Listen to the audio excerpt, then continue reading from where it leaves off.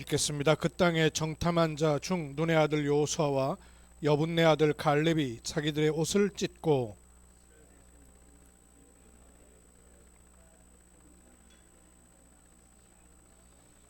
여호와께서 우리를 기뻐하시면 우리를 그 땅으로 인도하여 들이시고 그 땅을 우리에게 주시리라. 이는 과연 젖과 꿀이 흐르는 땅이니라.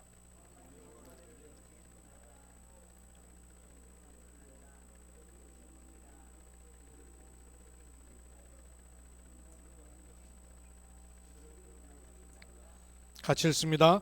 온 회중이 그들을 돌로 치려 하는데 그때에 여호와의 영광이 회막에서 이스라엘 모든 자손에게 나타나시니라. 아멘. 전도학교 시간에 성경을 좀 살피고 있는 중에 개관부터 시작해서 오늘 5번째로 민수기 말씀을 들여다보려고 합니다.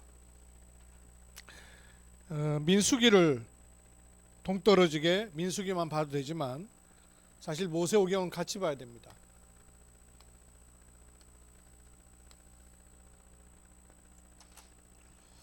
우리가 이어져서 말씀을 받았던 창세기 말씀에서는 시작에 대해서 다 나왔습니다. 창세기 핵심은 네 사건 그리고 네 인물로 정리가 되죠. 창세기를 탁 붙잡으려면 네 가지 사건과 네 가지 인물로 말씀을 확인할 수 있습니다. 네 가지 사건은 창조, 타락, 홍수, 바벨. 이 네 가지 사건이죠. 창조에서는 하나님의 시작, 세상이 사람이 어떻게 시작됐는가. 그런데 왜 문제가 생겼느냐? 죄의 시작, 고통의 시작. 창세기 3장이죠. 창조는 1장, 타락은 3장, 홍수는 6장, 바벨은 11장. 이렇게 이어져 가는 말씀입니다. 홍수, 창세기 3장 타락에도 바로 길을 열어주셨지만 망할 수밖에 없는 홍수 심판 속에 방주 안에 들어오는 자는 살 것이다. 길을 열어주셨죠. 구원의 길 열어주셨어요. 바벨탑 사건을 통해서 전 세계로 흩어져 사단은 죽는 존재가 아니죠. 네피림 시대를 만들고 있습니다. 지금도 계속되고 있습니다. 그래서 하나님의 시작과 타락, 회복과 또 타락, 회복과 또 타락, 반복되는 사건 속에서 하나님은 구원을 말씀하시기 위해서 아브라함 족장 가문을 부르셨어요. 네 인물, 한 가문을 말하심이 아니고 사실은 구원을 말함이죠. 아브라함, 이삭, 야곱, 요셉. 위인전처럼 사람에게 하려고 하는 게 아니라 하나님이 하시는 구원에 대해서 말씀하는 거죠. 핵심이 있습니다.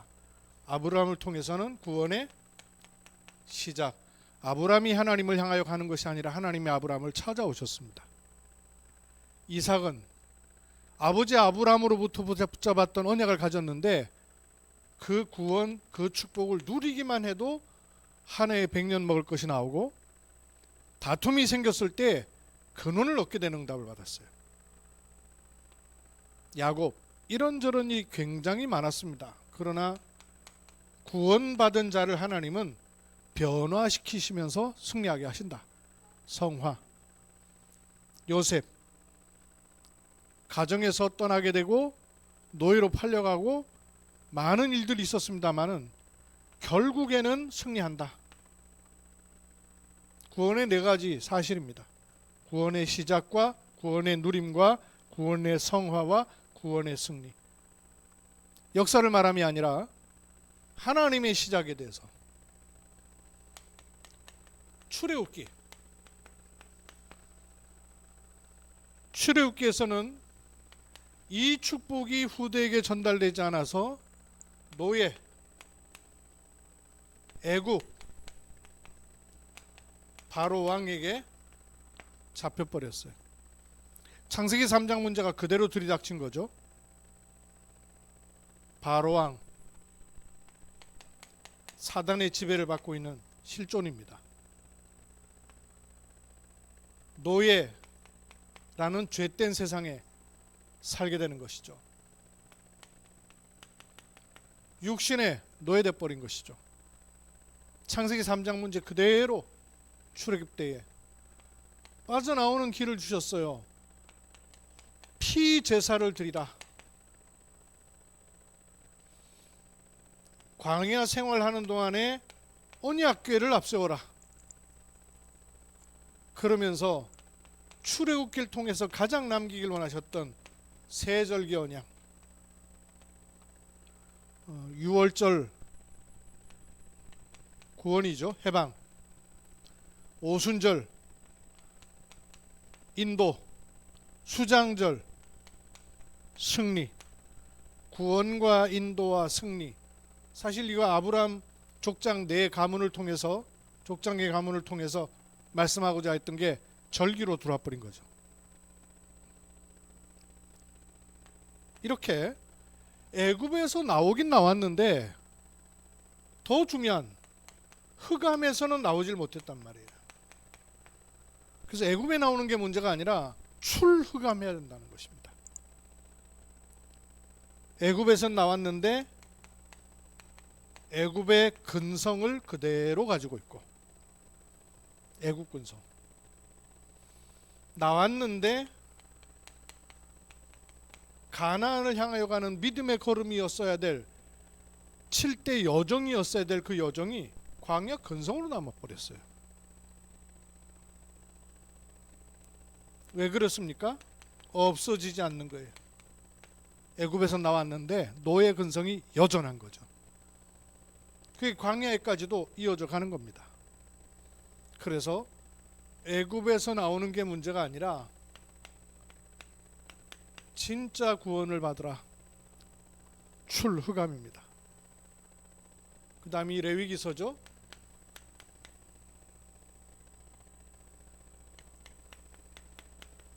오늘 민수기까지 하면 되네요. 신명기는 다음 주에 하면 되고요. 다음번에 하면 되고요. 하나님의 시작으로 구원받은 자가 첫 번째 승리할 길이 뭐냐? 예배입니다. 그 레위기서 핵심은 레위기서입니다. 예배입니다. 예배. 그래서 레위기서에서는 아주 중요하게 나오는 것이 여러 제사가 나옵니다. 번제, 소제, 화목제, 속건제 제사가 나와요. 제사도 중요하지만 제사장이 아주 중요합니다. 그리고 이스라엘 백성, 하나님께서 구별하신 거룩한 백성. 그래서 제사장의 대표되는 레위 지파, 이게 레위기서의 아주 중요한 부분입니다. 이것 가지고 레위기서의 중요한 두 가지의 내용이 나온다는 말씀을 지난번에 드렸죠. 하나님 만나는 길, 그 하나님 만났으면 그 하나님 누리는 길, 이건 떨어져 있지 않고요, 기울어지지도 않습니다. 하나만 있어서도 안 됩니다. 하나님 만나는 길, 피제사, 하나님 누리는 길, 역시 제사, 지금으로 말하면 예배인 거죠. 하나님 만나지 못한 사람은 그리스도로 구원받아야 돼요. 피제사. 근데 제사에는 피제사만 있는 것이 아니라 또 다른 제사가 있었습니다. 그건 뭐냐? 하나님 누리라고 말해요. 구원받은 자가. 그래서 레위기서의 핵심 키는 집중입니다. 어떤 사안에 집중하고 일에 집중하는 게 아니라 여호와 하나님을 향하여서 집중하라. 그 말이죠. 성막의 등불을 24 켜둬라. 절기를 지키라 하는 것은 절기 지키라는 게 아니고 24 하라 그 말입니다. 왜 굳이 제사장을 세웁니까? 24의 사람인 거죠. 하나님을 향하여 이스라엘을 대표해서 24 하라는 거예요. 그게 답인 것이죠. 왜 이런 24를 주시냐 하면 그래야 25 영원으로 연결되는 재창조의 일들이 우리에게 준비되어 있는데 사단은 이걸 차단시켜 놨거든요. 이걸 회복하라는 것입니다. 민수기서는 두 부분으로 나눠서 말씀을 드릴 수 있습니다. 민수라는 말은 백성의 숫자 그 말이에요. 백성 민자에 계수할 숫자예요. 백성의 숫자를 계수했다가 말입니다.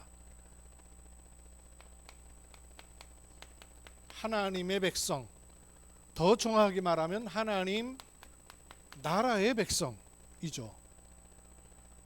이 하나님 나라의 백성을 계수했다는 말은 숫자를 왜 셉니까?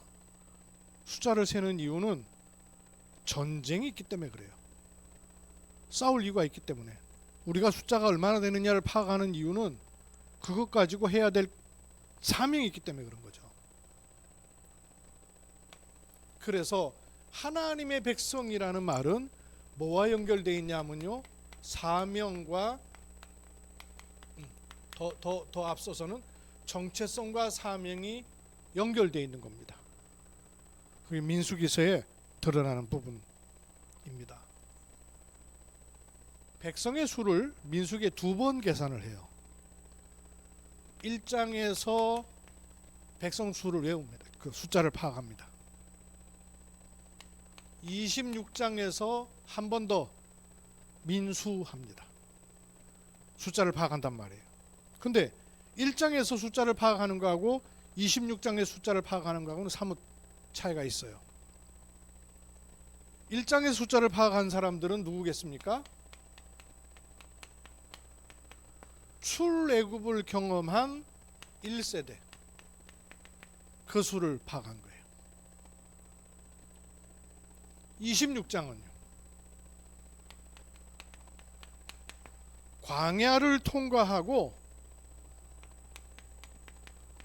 40년이 지나는 사이에 일어난 신세대. 1장은 출애굽의 1세대, 26장은 광야 40년을 통과한 신세대 수를 점검을 했습니다. 계수한 때가 언제냐면요, 1장은 출애굽하고 2년이 지나서, 26장은 광야 40년의 끝 말미에 계수를 합니다. 그러면 광야 40년을 끝났다는 얘기는 어떤 시간표가 열리는 거죠? 가나안 시간표가 열리는 거죠. 그걸 앞두고 숫자를 파악하는 겁니다. 장소는 출애굽 세대는 시내 광야에서, 의미가 있다고 생각해요. 모세가 율법을 받은 곳이 어디죠? 시내산이죠. 율법 아래 있던 세대. 그런가 하면 광야 40년이 끝나는 그 무렵에는 가나안이 보이는 모압 평지에서 수를 계산을 합니다. 수를 계산하는 이유가 또 좀 차이가 있어요. 출애굽 1세대 홍해를 건너고 애굽을 빠져나온 이스라엘은 광야 동안에 있어야 할 전쟁을 준비합니다. 그래서 칼을 빼는 자의 숫자를 파악하는 거예요. 전쟁을 할 수 있는 자의 숫자를 파악하는 거예요. 광야를 통과하고 가나안을 앞둔 세대도 역시 가나안 땅에 들어가면 그야말로 진짜 전쟁을 해야 되잖아요. 근데 이때는 전쟁을 준비하는 목적으로 숫자를 파악하는 게 아니에요. 오히려 땅을 분배하기 위한 준비로 숫자를 파악해요. 참 의미 있죠. 땅을 분배하는데 필요해서 숫자를 파악하는 거예요. 뭘 의미합니까? 전쟁은 이기고 지는 게임이 아니다 그 말이에요. 이미 이기도록 돼 있다 그 말이에요. 이거는 순종과 불신앙에 따라서 좌우되는 거예요. 이거는 이미 이긴 게임이, 이미 이긴 싸움이에요. 그 싸움에 땅을 차지하도록 돼 있는데 가서 차지하는 게 아니라 땅을 다 분배해가지고 나눠놓고 들어가는 거예요. 땅 분배 준비를 위해서 숫자를 파악했어요. 그래서 1장에서의 숫자 파악은 싸울 수 있는 백성의 수를 센 겁니다. 26장에서의 민수는 기업을 받을 백성에 대해서 수를 세는 겁니다. 그러니까 똑같은 수를 세는데 차이가 있어요. 수를 다 셌더니 몇 명쯤 나왔냐? 출애굽에서 칼을 빼서 싸울 수 있는 숫자가 60만 3,550명이 나왔어요. 그러면 부인, 자녀, 노인 합치면 숫자가 더 되겠죠. 그래서 보통 120만이라 얘기하는 겁니다. 2배로 생각해서 60만 3,550명. 26장에서는요 40년이 지났어요. 하나님 말씀은 생육, 번성, 충만, 정복, 다스림이었잖아요. 그리고 40년이 지났어요. 근데 숫자를 파가니까 60만 1,730명.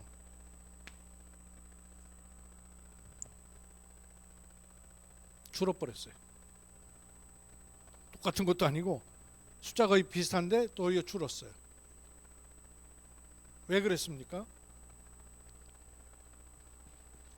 이 광야 40년을 통과하는 이과 불신앙을 통과하는 시간이에요. 불순종의 40년.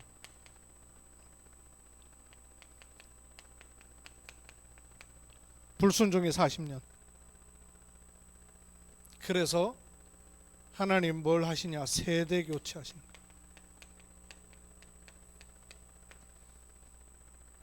거예요. 어떤 의미에서 우리 전도운동에도 지금 이런 시간표를 하나님 주시는 거죠. 멈추게 하셨어요. 정체되게 하셨어요.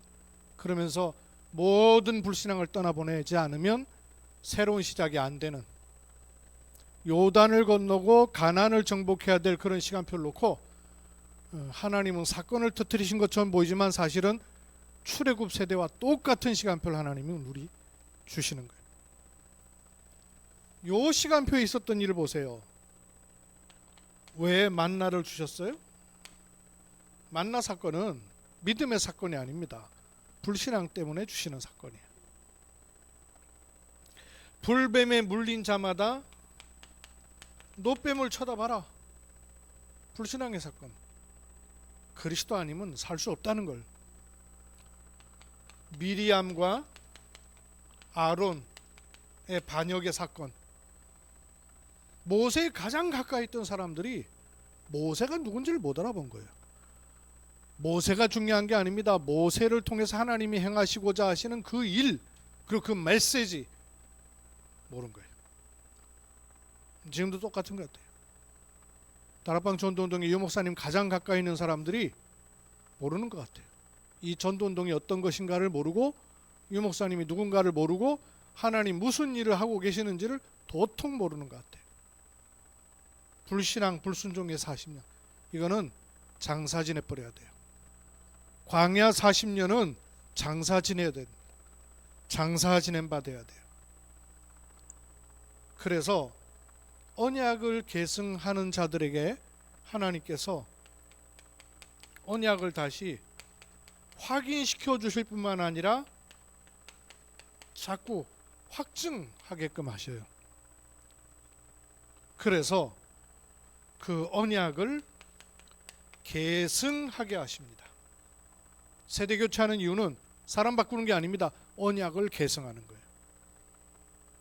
출애굽 시간표에는 6월절 양피 바르고 따라오면 돼요. 광야를 통과하는 동안에 은혜로 얻은 구원인데도 불구하고요,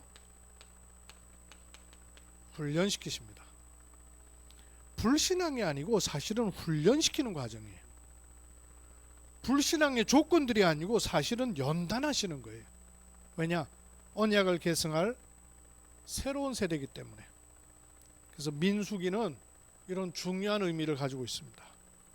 이게 이스라엘 백성들에게만이 아니라 지금도 계속되는 일이 아니에요? 지금도. 그럴 수밖에 없죠. 하나님이 살아계시고 사단도 멀쩡하게 활동하고 있고, 하나님은 언약의 백성을 통하여 하나님의 일을 지금도 이루시고 계시기 때문입니다. 모세오경 속에 들어있는 메시지를 붙잡는 이런 은혜가 우리 알리투시 멤버들에게 있기를 주의 이름으로 축복합니다. 살아계신 아버지 하나님, 출애굽기로부터 시작해서 모세오경에 들어있는 언약의 말씀을 확인합니다. 지금도 동일하게 이루어지는 이 언약의 말씀을 쫓아 언약의 사람들이 새롭게 세워지는 은혜 있게 하옵소서. 불신앙, 불순종의 시간표는 꺾여지고 무너지고 장사 지내게 하시고, 언약을 계승할 믿음의 사람들이 일어나게 하시며, 이 언약을 붙잡은 사람들을 통하여서 광야를 통과한 이 중에 아론과 여호수아와 갈렙만이 가나안 땅에 들어가는 남은 자를 넘어서 남길 자의 축복을 누린 것 같이 RUTC의 원년 멤버들이 이 축복 속에 있게 하옵소서. 주 예수 그리스도의 이름으로 기도하옵나이다. 아멘. 502장 찬송하시며 전도학교 헌금하겠습니다.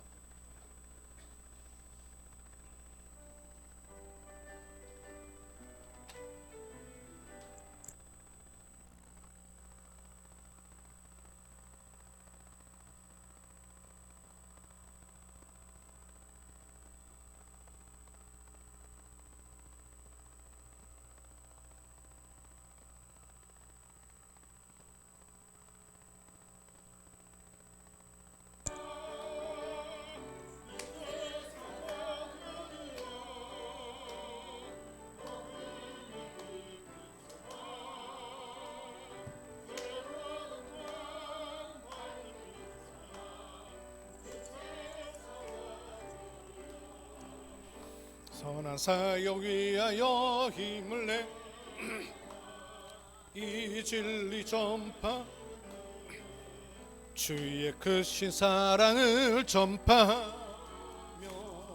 복음의 빛처럼 빛의 사자들이여,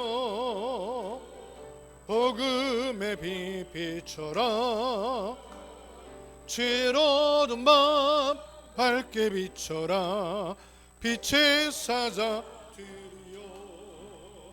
주님 부탁하신 말 순종하여 이 진리 전파하라. 산을 넘고 물 건너 힘을 다해 복음의 빛 비춰라. 빛의 사자들이여, 복음의 빛 비춰라. 죄로운 밤 밝게 비춰라. 빛의 사자들이여, 동서남북 어디나 땅끝까지 주님만 의지하고 눈 어두워 못 보는 백성에게 복음의 빛 비춰라. 빛의 사자들이여, 복음의 빛 비춰라. 죄로운 밤 밝게 비춰라.